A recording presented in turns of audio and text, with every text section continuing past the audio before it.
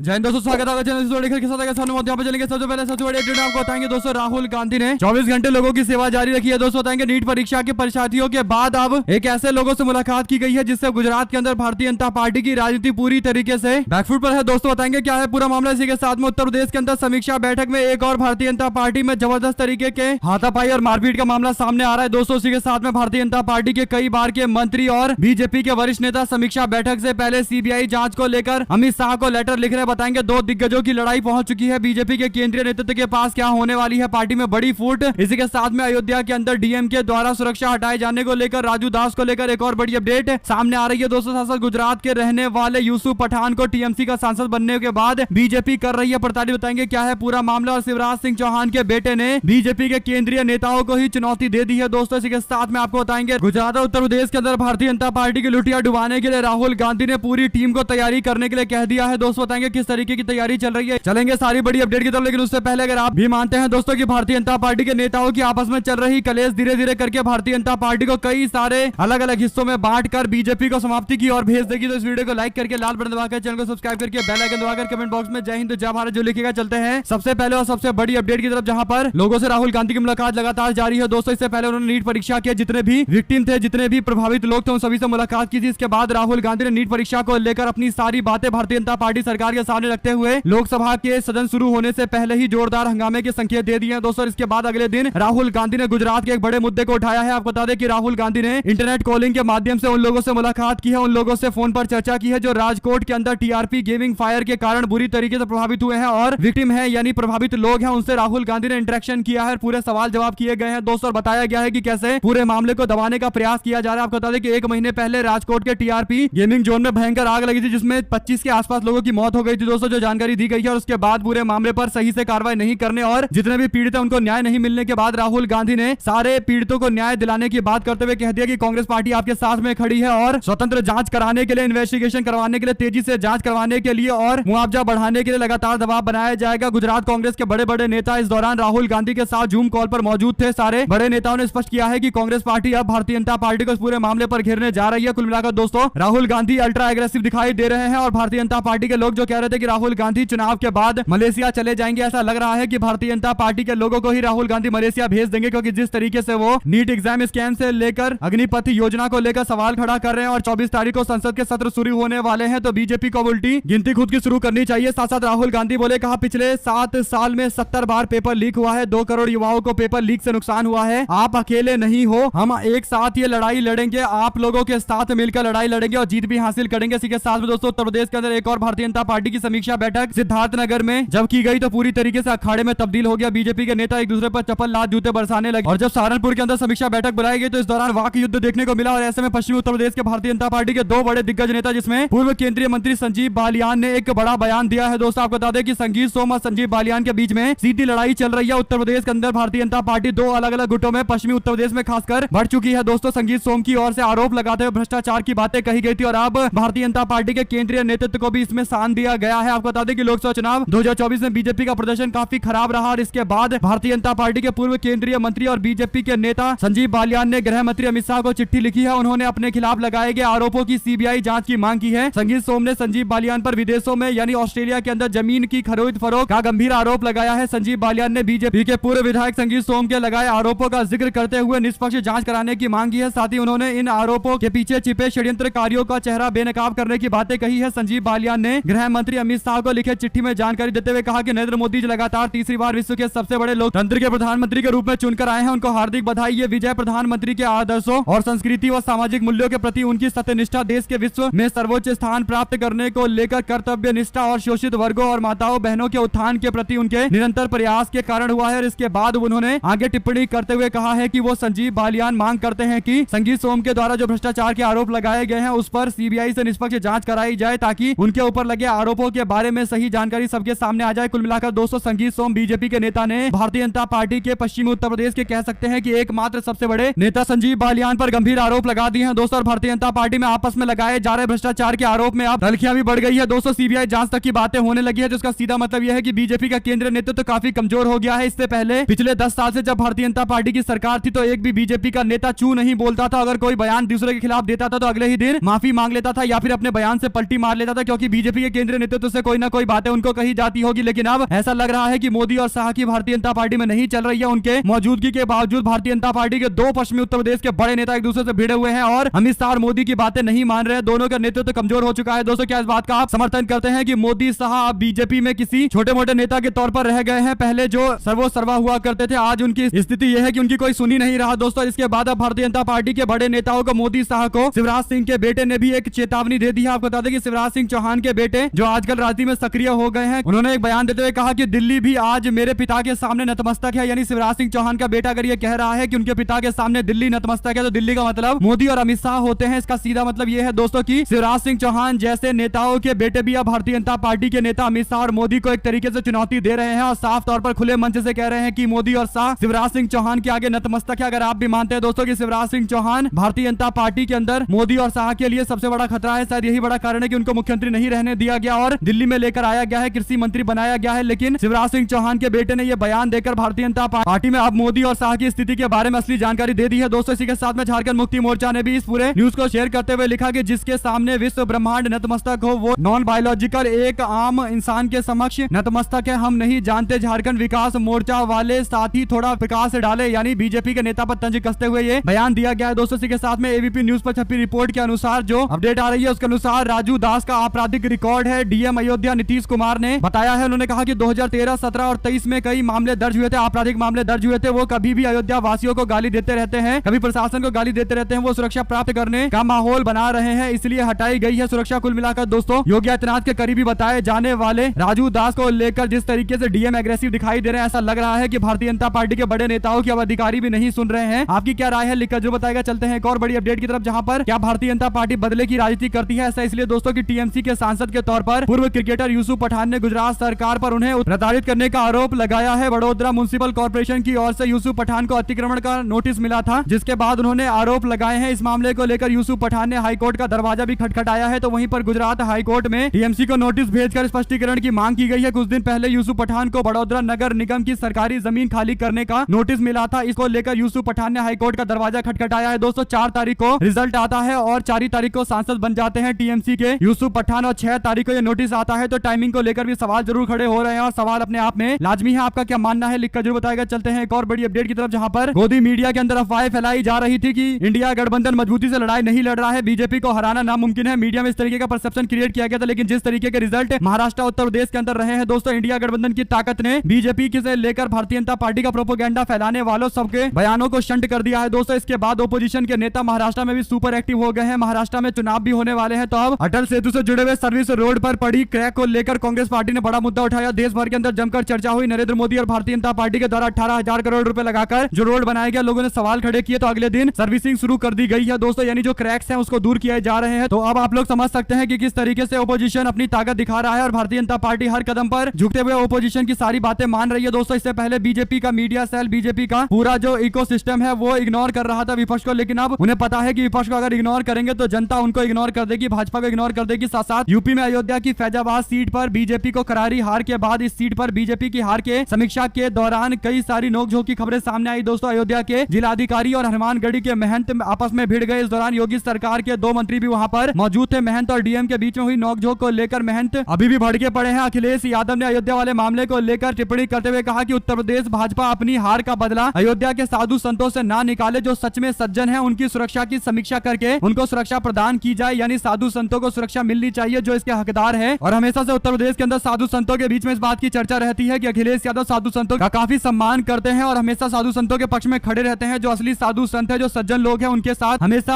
अखिलेश यादव खड़े रहते हैं और इसीलिए उनकी टिप्पणी के बाद हो सकता है कि फिर से भारतीय जनता पार्टी इस पर आकर सफाई देना शुरू कर दे, क्योंकि अखिलेश यादव को लेकर जो छवि बीजेपी बनाना चाहती है, अखिलेश यादव के एक बयान से भाजपा के द्वारा बनाई गई सारी छवियां टूट जाती है। दोस्तों, साथ साथ नीट पेपर लीक को लेकर बड़ा अपडेट सामने आया है। बिहार पुलिस के आर्थिक अपराध इकाई, जिसे EOU कहा जाता है, उसकी टीम ने केंद्रीय शिक्षा मंत्रालय को नीट पेपर लीक से जुड़ी पूरी रिपोर्ट सौंप दी है। 21 जून की जांच प्रगति की पूरी रिपोर्ट के सबूत और फैक्ट के साथ आरोपियों के इकबालिया बयानों का जिक्र किया गया है। नीट पेपर लीक मामले की जांच कर रही बिहार पुलिस की आर्थिक अपराध इकाई, जिसे EOU कहा जाता है, ने शिक्षा मंत्रालय को जो रिपोर्ट सौंपी है उसमें जलाए गए नीट यूजी प्रश्न पत्र बुकलेट का नंबर के साथ रिपोर्ट में जानकारी दी गई है। अभ्यर्थियों की तरफ से दिए गए पोस्ट डेटेड चेक का जिक्र, पेपर लीक माफिया ने जिस मोबाइल फोन का इस्तेमाल किया था उसके बाद जो फॉर्मेट कर दिया गया, सारी इंफॉर्मेशन दे दे दी गई है। दोस्तों नीट की परीक्षा को लेकर मोदी सरकार के मंत्री क्या निर्णय लेंगे, सबसे बड़ा रहेगा क्या पेपर को रद्द किया जाएगा या फिर पेपर लीक की संभावनाओं को खारिज किया जाएगा। जो भी जानकारी आती रहेगी आप लगातार पहुंचाते रहेंगे। साथ साथ प्रज्वल रेवन्ना के भाई ने दर्ज कराई एफआईआर, लगाया ब्लैकमेलिंग का आरोप। सूरज रेवन्ना ने कहा कि यौन शोषण के मामले में मुझे ब्लैकमेल करके 3 करोड़ रुपए मांगे जा रहे हैं। प्रज्वल रेवन्ना के बाद प्रज्वल रेवन्ना के भाई को लेकर भी कई सारे वीडियो होने का दावा किया जा रहा है। दोस्तों इसी के साथ में तेजस्वी यादव बोले कहा पेपर लीक को लेकर कानून की बात कर रहे हैं, लेकिन बीजेपी के मंत्री धर्मेंद्र प्रधान तो मान ही नहीं रहे कि पेपर लीक हुआ है। जो नहीं मान रहे इसके लिए कानून लाया जा रहा है, यानी पेपर लीक बीजेपी के लोग मान नहीं रहे लेकिन कानून पेपर लीक को लेकर आ रहे हैं। यानी बीजेपी के अपने ही पॉलिसी अपने ही बयानों में विरोधाभास देखने को मिल रहा है। लगातार पुल गिर रहे हैं, लगातार ट्रेन हादसे हो रहे हैं। किस पर कार्रवाई हो रही है? सिर्फ लालू और तेजस्वी को गाली देते हैं, मुद्दे से ध्यान हटाने के लिए इस तरीके की टिप्पणियां करते हैं। साथ साथ राहुल गांधी के सामने जो नीट परीक्षा से जुड़े हुए एस्पिरेंट थे जिन्होंने इस बार एग्जाम दिया था, उन्होंने दोस्तों 3 बड़ी बातें राहुल गांधी के सामने रखी है। उन्होंने कहा कि पहली मांग तो हमारी यह है कि री नीट होना चाहिए, यानी दोबारा से री एग्जाम होना चाहिए नीट का। दूसरी डिमांड यह है कि एनटीए को डिसकंटिन्यू करना चाहिए, यानी जो नई संस्थान एनटीए बनाई गई थी नेशनल टेस्टिंग एजेंसी, इसको हटा देना चाहिए। ये पूरी तरीके से देश भर में टेस्ट कराने के लिए इनकेपेबल है, यानी इसमें क्षमता ही नहीं है कि वो देश के अंदर एक बड़ा ऑल इंडिया लेवल का एग्जाम करा पाए। और काउंसलिंग की प्रोसेस को स्टार्ट अभी नहीं किया जाना चाहिए। ये 3 बड़े मुद्दे राहुल गांधी के सामने रखे गए हैं। दोस्तों छात्रों ने अपने अपने हिसाब से अपना विजडम शेयर किया और इसके बाद राहुल गांधी को पता है कि ये सारे मुद्दे उन्हें संसद में उठाने हैं। भारतीय जनता पार्टी की सरकार से सवाल पूछ रहे हैं। दोस्तों राहुल गांधी को पूरी इंफॉर्मेशन छात्रों ने दी है। जो विपक्ष का काम होता है, विपक्ष एग्जैक्टली वही काम कर रहा है। लोगों से पूछकर लोगों के सवाल नरेंद्र मोदी और भाजपा के नेताओं पर दागे जा रहे हैं। साथ साथ राहुल गांधी ने पार्टी के कार्यकर्ताओं और नेताओं से कह दिया है कि वो उत्तर प्रदेश और गुजरात के अंदर भी कांग्रेस पार्टी की सरकार चाहते हैं और इसके लिए अभी से काम करने के लिए जुट जाने के लिए दोनों राज्यों के नेताओं को कह दिया गया है। गुजरात और उत्तर प्रदेश में 2027 में इलेक्शन होंगे। कांग्रेस पार्टी दोनों राज्यों में सरकार बनाने के लिए पूरी तरीके से कटिबद्ध दिखाई दे रही है और सूचीबद्ध तरीके से परिश्रम करने के लिए आग्रह किया जा रहा है। देखते हैं कांग्रेस पार्टी के दोनों राज्यों के नेता कितनी जल्दी एक्टिव होते हैं, क्योंकि गुजरात कभी कांग्रेस पार्टी का स्टेट हुआ करता था। दोस्तों कांग्रेस पार्टी ने लगातार कई सालों तक यहाँ पर राज किया था, लेकिन जब से भारतीय जनता पार्टी की सरकार आई और उसके बाद 2001 में जो दंगे हुए थे उसके बाद से कांग्रेस पार्टी कभी सरकार में वापस नहीं आ पाई। तो अब कांग्रेस पार्टी बाउंस बैक करने के लिए गुजरात और उत्तर प्रदेश में अपनी पूरी मशीनरी के साथ लग जाने वाली है। 2027 तक की प्लानिंग राहुल गांधी ने शुरू कर दी है और ये तब हो पाया है जब उत्तर प्रदेश के अंदर भारतीय जनता पार्टी को कांग्रेस पार्टी ने सपा के साथ मिलकर घुटनों पर ला दिया है। दोस्तों पूरी तरीके से कॉन्फिडेंट है कांग्रेस पार्टी के कार्यकर्ता उत्तर प्रदेश और गुजरात जैसे राज्यों के अंदर भी। अगर आप भी मानते हैं दोस्तों कि नया वर्जन है राहुल गांधी का और इसी से देश की दिशा आगे तय होने वाली है, तो अपनी राय जरूर लिख के बताएगा। साथ साथ भारतीय जनता पार्टी के हरियाणा के मुख्यमंत्री के साथ में एक व्यक्ति की तस्वीर शेयर करते हुए हरियाणा कांग्रेस ने कहा कि नीट की परीक्षा में धांधली करने वालों के तार हरियाणा बीजेपी से जुड़ते दिखाई दे रहे हैं। मुख्यमंत्री नायाब सैनी के साथ खड़े शख्स बीजेपी के नेता शेखर है। हरदयाल पब्लिक स्कूल इनके परिवार का है। इस स्कूल में बने एग्जाम सेंटर में 6 नीट टॉपर निकले हैं, यानी सबके 720 में से 720 मार्क्स है दोस्तों। और ये कोई सहयोग तो नहीं हो सकता, एक सुनियोजित तरीके से किया गया प्रयोग ही कहा जा सकता है। भारतीय जनता पार्टी से जुड़ा हुआ है और मुख्यमंत्री के साथ में नजर आ रहे हैं, मुस्कुरा भी रहे हैं। इस स्कूल से जुड़े हुए व्यक्ति तो सवाल जरूर खड़े होते हैं। हरियाणा कांग्रेस ने कहा कि यह सहयोग है या फिर प्रयोग है। साथ साथ दोस्तों उत्तर प्रदेश से राज्य मंत्री विजय लक्ष्मी गौतम और कार्यकर्ता के बीच में एक वीडियो काफी वायरल हो रहा है। भारतीय जनता पार्टी के नेत्री को लेकर दावा किया गया है कि इस ऑडियो क्लिप में वो बयान देते हुए पूछ रही हैं कि क्या मुसलमान लोगों का हुक्का पानी बंद है ना? ठीक है, यही लोगों के यही बार 2024 से ही हुक्का पानी बंद हो जाए, यानी इसी बार 2024 से ही सारा हुक्का पानी बंद हो जाएगा। पकड़ पकड़ के अंदर घुसावल जाए, यानी जेल में डालने की बातें की जा रही है और धाराओं के तहत मामला दर्ज कराने की बातें की जा रही है। दोस्तों भोजपुरी का ये पूरा ऑडियो क्लिप है जिसमें कहा जा रहा है कि मुसलमानों को टारगेट करते हुए भारतीय जनता पार्टी की राज्य मंत्री विजय लक्ष्मी गौतम ये टिप्पणियां कर रही है। हालांकि मंत्री ऑडियो वायरल होने के बाद सफाई देते हुए कह रही है कि ये उनका ऑडियो नहीं है, पूरे मामले पर इन्वेस्टिगेशन होनी चाहिए। लेकिन ऑडियो क्लिप वायरल है दोस्तों, तो इस पर जांच तो होनी चाहिए, लेकिन जांच करेगा कौन? सरकार के लोग ही करेंगे। मंत्री जी को खुद रिक्वेस्ट करनी चाहिए। साथ साथ उत्तर प्रदेश के नगीना लोकसभा सीट से सांसद चंद्रशेखर रावण की पार्टी आजाद समाज पार्टी ने कहा कि अगर कोई बिना अपॉइंटमेंट मिलने की कोशिश करेगा तो वो चंद्रशेखर आजाद से नहीं मिल पाएगा, यानी चंद्रशेखर आजाद से मुलाकात करने के लिए अब अपॉइंटमेंट की जरूरत पड़ेगी और अगर कोई बिना अपॉइंटमेंट के मिलने आएगा तो कार्रवाई की जाएगी। आजाद समाज पार्टी के उत्तर प्रदेश के प्रदेश अध्यक्ष ने जो पत्र जारी किया उसमें साफ तौर पर कह दिया गया है कि बिना शर्त नेतृत्व की अनुमति के कोई भी अधिकारी या कार्यकर्ता चंद्रशेखर आजाद से मुलाकात नहीं कर सकता है। साथ साथ दोस्तों नहीं झुकेगी बीजेपी, अपने पास ही रखेगी लोकसभा के अध्यक्ष का पद। टीडीपी को डिप्टी स्पीकर दिया जाएगा। 18वीं लोकसभा के अंदर जो स्पीकर पद के चुनाव होने वाले हैं, भारतीय जनता पार्टी ने किसे स्पीकर बनाने का फैसला लिया है अब तक कोई जानकारी नहीं दी गई है, जबकि आज 23 तारीख है, कल से सत्र शुरू होने वाला है। प्रोटेम स्पीकर को हालांकि नियुक्त कर दिया गया है, लेकिन स्पीकर का चुनाव कौन लड़ेगा, भारतीय जनता पार्टी का उम्मीदवार या फिर जनता दल यूनाइटेड का, ये अब तक तय नहीं हो पाया है। दोस्तों मीडिया में ही केवल खबरें चल रही है कि बीजेपी कोई समझौता नहीं करेगी। अगर भाजपा समझौता नहीं करती तो पहले ही स्पीकर के पद पर अनाउंसमेंट कर दिए गए होते, लेकिन बीजेपी को भी डर है कि कहीं सहयोगी भड़क ना जाए और बीजेपी बीजेपी के बहुमत साबित करने से पहले ही भाजपा के नेताओं को वापस से सत्ता की जगह विपक्ष में ना भेज दे। साथ साथ दोस्तों प्रदीप गुप्ता जो एग्जिट पोल करके दावा कर रहे थे कि पूरे देश भर के अंदर भारतीय जनता पार्टी एनडीए गठबंधन 400 प्लस सीटें जीतेगा, उनके सर्वे को बुरी तरीके से झटका लगने के बाद अब वो अपनी गलतियां मानने लगे हैं। दोस्तों हालांकि जो उन्होंने अपने एग्जिट पोल देकर किया था उसे गलती नहीं बल्कि ब्लंडर कहा जाता है, क्योंकि उनके कारण ही शेयर मार्केट के दाम काफी ज्यादा बढ़ गए और अगले दिन जैसे ही रिजल्ट सामने आया वैसे ही डाउन चले गए और लाखों लोगों का लाखों करोड़ों रुपए का नुकसान हो गया। दोस्तों इस पूरे मामले पर माफी मांगने से काम नहीं चलेगा। हालांकि वो कह रहे हैं कि हमने उत्तर प्रदेश को हल्के में ले लिया था, हमने उत्तर प्रदेश के अंदर अपनी सही से टीम नियुक्त नहीं की थी, रिसोर्स नहीं लगाए थे, लोगों से पूछा नहीं था कि वो किसको वोट डालेंगे। यानी ये मानकर चल रहे थे कि उत्तर प्रदेश के लोग तो भारतीय जनता पार्टी के लिए वोट डालेंगे। यानी दोस्तों देश के अंदर लोकतंत्र नहीं बल्कि ऐसा लग रहा था कि ये मान के चल रहे हैं कि बीजेपी की गुलामी लोग कर रहे हैं, भाजपा को आंख बंद करके वोट डालेंगे। लेकिन उत्तर प्रदेश के अंदर जनता ने बता दिया कि ये लोकतंत्र है। बड़े बड़े नेताओं को इसी जनता ने धरातल पर लाकर छोड़ दिया था और ऐसे ही बीजेपी के लोगों के अहंकार को भी उत्तर प्रदेश के अंदर बुरी तरीके से चोट पहुंचाई गई है। प्रदीप गुप्ता जैसे एग्जिट पोल करने वाले लोग भी अब उत्तर प्रदेश के लोगों को कभी हल्के में नहीं लेंगे। साथ साथ दोस्तों इमरान मसूद जो कई साल तक बीएसपी में रहे, उन्होंने एक बड़ा दावा करते हुए कहा कि लोकसभा चुनाव में कांग्रेस पार्टी के और समाजवादी पार्टी के कैंडिडेट को हराने के लिए बीएसपी ने जो उम्मीदवार उतारे थे उस उम्मीदवारों के एनालिसिस से पता चलता है कि बीएसपी भारतीय जनता पार्टी के लिए बी टीम बनकर काम कर रही है। उनका केवल एकमात्र उद्देश्य भारतीय जनता पार्टी के उम्मीदवारों के जीत की संभावनाओं को बढ़ाना और विपक्ष के वोटों को काटना है। साथ साथ दोस्तों किरण चौधरी के कांग्रेस पार्टी छोड़कर बीजेपी ज्वाइन करने के बाद हरियाणा के अंदर कई सारे कांग्रेस पार्टी के नेता नाराज नजर आ रहे हैं। सबसे पहले किरण चौधरी के जाने के बाद कुमारी सैलजा ने कहा था कि अच्छा नहीं हुआ, उनको पार्टी छोड़कर नहीं जाना चाहिए था, कांग्रेस पार्टी के लिए कार्य करने चाहिए थे। और अब रणदीप सिंह सुरजेवाला ने भी इस पर काफी चौंकाने वाला बयान दिया है। दोस्तों उन्होंने कहा कि कोई नेता कांग्रेस पार्टी छोड़कर जाता है तो उसका नुकसान और दुख हमको होता है, पार्टी को इस पर मंथन करना चाहिए। रणदीप सुरजेवाला ने प्रेस कॉन्फ्रेंस करते हुए कहा कि कांग्रेस पार्टी का एक साथी भी पार्टी को छोड़कर जाता है तो पार्टी को इससे नुकसान होता है, व्यक्तिगत जागीर की तरह चलाई जा रही है कांग्रेस पार्टी। किरण चौधरी ने टिप्पणी की थी जिसे भूपेंद्र सिंह हुड्डा के खिलाफ टिप्पणी के तौर पर देखा गया था। दोस्तों और ऐसे में माना जाता है कि हरियाणा के अंदर एसआर की टीम चलती है, एक रणदीप सिंह सुरजेवाला, दूसरा कुमारी सैलजा और किरण चौधरी का जो भूपेंद्र सिंह हुड्डा के खिलाफ है, जिसमें से किरण चौधरी ने भारतीय जनता पार्टी ज्वाइन कर ली है, कांग्रेस छोड़ दी है। तो अब रणदीप सिंह सुरजेवाला भी नाराजगी व्यक्त कर रहे हैं। कांग्रेस पार्टी आलाकमान को हरियाणा में समय से पहले इंटरवीन करना चाहिए, दखल देकर स्थिति को एकदम सही करनी चाहिए। साथ साथ दोस्तों देश में दो बड़े गठबंधन एनडीए और इंडिया जिनकी चुनाव में आमने सामने टक्कर हुई, इन्हीं आम चुनावों में भारत आदिवासी पार्टी बीएपी पार्टी भी उभर कर आई है जो अब नया अलायंस बनाने की तैयारी कर रही है। बताया जा रहा है कि एक पार्टी ने अलायंस के लिए समर्थन भी दे दिया है। भारत आदिवासी पार्टी ने सोशल मीडिया हैंडल एक्स पर गठबंधन बनाने के दावे किए हैं। साथ साथ दोस्तों राज्यसभा के एमपी मनोज झा ने नीट स्कैम को लेकर एक बड़ा दावा करते हुए कहा कि पेपर लीक पूरी तरीके से भारतीय जनता पार्टी और ऑर्गेनाइज्ड क्राइम करने वाले लोगों के द्वारा करोड़ों रुपए कमाने का जरिया बनाया गया था। लोकसभा चुनाव 2024 में पेपर लीक के पैसे का इस्तेमाल हुआ था, यानी दोस्तों चुनाव में खर्चे का इस्तेमाल नीट परीक्षा स्कैम से प्राप्त हुए पैसे के तहत किया गया था। धर्मेंद्र प्रधान और प्रधानमंत्री नरेंद्र मोदी पर भी सीधा निशाना साधा गया है। दोस्तों उन्होंने कहा कि नीट के एग्जाम को कैंसिल किया जाना चाहिए और जितने भी अपराधी हैं उन सबके खिलाफ कड़ी से कड़ी कार्रवाई की जानी चाहिए और एनडीए को डिसॉल्व कर देना चाहिए। कुल मिलाकर दोस्तों क्या नीट के अंदर स्कैम कराया गया और करोड़ों रुपए इकट्ठा किए गए और चुनाव में इन पैसों को खर्च किया गया, ये गंभीर आरोप है और राज्यसभा के एमपी मनोज झा ने ये दावा किया है तो इसके कहीं ना कहीं बहुत बड़े इंप्लीकेशन होंगे। साथ साथ दोस्तों मुख्यमंत्री उत्तर प्रदेश में कहते हैं कि अपराधी थर-थर कांप रहे हैं, या तो वो जेल में है या फिर ऊपर भेज दिए गए हैं, लेकिन बरेली के अंदर दिन दहाड़े गोलीबारी की रिपोर्ट सामने आ रही है। दोस्तों इसके बाद उत्तर प्रदेश के अंदर ध्वस्त हो चुकी कानून व्यवस्था को लेकर योगी आदित्यनाथ के दावे की पोल खुल गई है। साथ साथ लोकसभा चुनाव जैसी क्या विधानसभा के अंदर स्थिति नहीं होगी। मीडिया वाले दावा कर रहे हैं कि कांग्रेस, शिवसेना, यूबीटी और एनसीपी शरद पवार गुट के बीच में सीट बंटवारे को लेकर विधानसभा चुनाव के मद्देनजर काफी दिक्कतें आ सकती है, लेकिन ऐसा नहीं है। दोस्तों तीनों नेताओं ने एक साथ मिलकर प्रेस कॉन्फ्रेंस करते हुए कह दिया था कि वो विधानसभा चुनाव भी एकजुटता के साथ लड़ेंगे, लेकिन मीडिया में अफवाह फैलाई जा रही है कि विधानसभा में सीट बंटवारे को लेकर दिक्कत होगी, जबकि सबसे आसान काम होगा विधानसभा में सीट बंटवारा, क्योंकि बहुत सीटें होती हैं और प्रत्याशियों के हिसाब से भी एडजस्टमेंट हो सकता है। असली दिक्कत तो भारतीय जनता पार्टी और उसके सहयोगियों के बंटवारे में होने वाला है, क्योंकि एनसीपी और शिवसेना, जिसे बीजेपी असली शिवसेना और एनसीपी बता रही है, तो अगर बीजेपी असली एनसीपी और शिवसेना उसको मानती है तो उनको सीटें भी उसी हिसाब से देनी पड़ेगी। 1/3 सीट तो वो क्लेम करेंगे और बीजेपी 1/3 सीट देगी। ये अपने आप में असंभव है मामला दोस्तों, तो यानी असली कलेश तो महायुति गठबंधन में होने वाला है। साथ साथ सुप्रिया शिनेट कांग्रेस पार्टी की नेत्री बोली, कहा बीजेपी और मोदी कितनी दलित विरोधी है इसका अंदाजा लगाना मुश्किल होता जा रहा है, क्योंकि कोडी कुन्नल सुरेश जो 8 बार के सांसद हैं, 18वीं लोकसभा में सबसे सीनियर सदस्य हैं, सदियों से शोषित किए जाने वाले दलित समाज से आते हैं। कितना अद्भुत होता अगर वो प्रोटेम स्पीकर बनकर बाकी सांसदों को शपथ दिलाते, लेकिन मोदी ने उनको दरकिनार करके संसदीय परंपराओं के तिरस्कार के साथ अपना असली दलित विरोधी चेहरा भी दिखाया है। यह है बीजेपी, मोदी और संघ की असलियत। एक दलित को कैसे सम्मान दे सकते हैं, उसके लिए फिर लोकतांत्रिक रीति को ही क्यों ना त्यागना पड़ जाए। कुल मिलाकर दोस्तों सवाल यह था कि जो सबसे सीनियर है उसको जिम्मेदारी दी जानी चाहिए, लेकिन ऐसा नजर नहीं आ रहा है। भारतीय जनता पार्टी ने एकदम इग्नोर कर दिया है और अपने 7 बार के सांसद को प्रोटेम स्पीकर बनाया गया, जबकि 8 बार के सांसद को इग्नोर कर दिया गया क्योंकि वो विपक्ष से आते हैं। और आप लोग जानते हैं कि प्रोटेम स्पीकर का पद अगर विपक्ष को मिल जाता तो असली खेला पहले ही हो जाता।